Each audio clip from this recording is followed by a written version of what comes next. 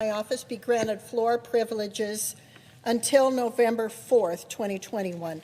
Alyssa Burleson, Charlotte Holding, Tanner Weekly. Without objection. Thank you, Madam President. I am joining my colleagues today to highlight the real harm that the President's overreaching vaccine mandates are causing the people of Wyoming and the United States.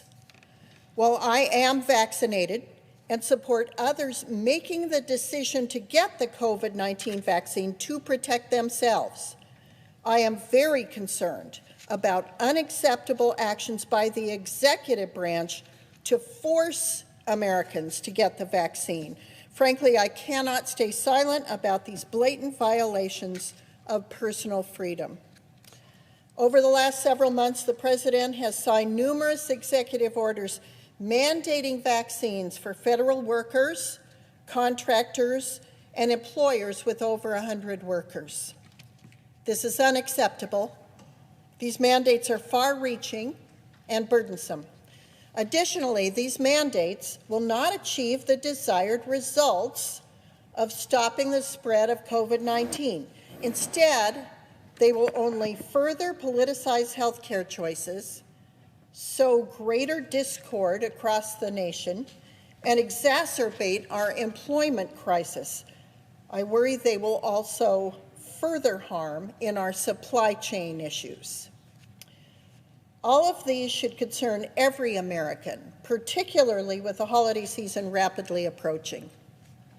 Consumers are going to face empty shelves in stores, and for what is available, prices will continue to rise.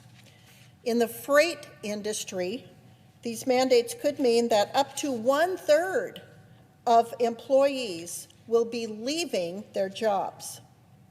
On Monday, Politico noted that several trucking companies are looking to end their work with the federal government as the vaccine mandate deadlines loom closer. This doesn't only impact the shipping industry, but also our defense and law enforcement sectors as well. Former Deputy Undersecretary for Industrial Policy William Greenwald noted that, quote, even a couple of welders or engineers who walk off their jobs on a highly classified program could wreak havoc with our national security, end quote. Meanwhile, it is more than a couple of individuals who are looking at leaving. Defense contractor Raytheon says they expect to lose thousands of employees when the mandate goes into effect. Finally, I would like to give an example of how this is impacting my home state of Wyoming. Across the nation, we are facing nursing shortages, but in Wyoming, it's becoming critical. I've heard over and over again from my hospitals, clinics, and nursing homes that they just don't have the staff. Many have left the field, whether due to the strain of COVID-19 or because they believe they can find better work as traveling nurses. This has left our healthcare community short-staffed. If we lose additional nurses from these vaccine mandates, my state is looking at losing healthcare capabilities. This means turning away patients and potentially closing nursing homes. These patients, at the end of their life, frequently have nowhere else to go. If there's no one else to care for them, the healthcare system will be at the end of its rope, trying to find ways to care for these patients.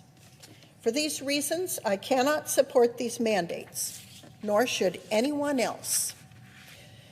Knowing the damage that these mandates will cause, the President must immediately rescind these executive orders and find a better way to keep our nation safe. Thank you, Madam President.